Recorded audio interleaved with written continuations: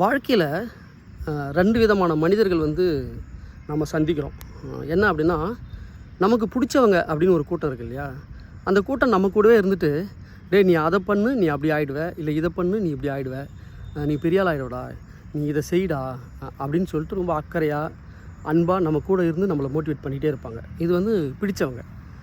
பிடிக்காதவங்க என்ன பண்ணுறாங்க அப்படின்னா, நான் உன் கூட இருந்தால் நீ உருப்பட மாட்ட, நீ கெட்டு குட்டிச்சோராக போயிடுவ, நீ நாசமாக போயிடுவ, அதனால் நான் உனக்கு எதிரியாக மாறிடுறேன், அப்படி இல்லைனா நான் துரோகியாக மாறிடுறேன், அதுவும் இல்லைனா நான் உன்னை ஏமாற்றிடுறேன், உன்னை ஏமாற்றிட்டு உனக்கு தாங்கிக்க முடியாத வலியை நான் கொடுக்குறேன், அசிங்கப்படுத்துகிறேன், அசிங்கப்படுத்தி தூரமாக போயிடுறேன், அப்படி போயிட்டுனா நீ வாழ்க்கையில் உருப்பட்டுருவ, பெரிய ஆள் ஆகிடுவ அப்படின்னு சொல்லி நமக்கு பிடிக்காதவங்க கூட தூரமாக நின்றுட்டு நம்மளை மோட்டிவேட் பண்ணுறாங்கன்னு தான் அர்த்தம். அதனால் வாழ்க்கையில் உலகத்தில் நமக்கு பிடிச்சவங்க பக்கத்துலேருந்து மோட்டிவேட் பண்ணுறாங்க, பிடிக்காதவங்க தூரமாக போய் நின்றுட்டு நம்மளை மோட்டிவேட் பண்ணுறாங்க. ஸோ 2 பேருமே நமக்கு தேவையானதான்.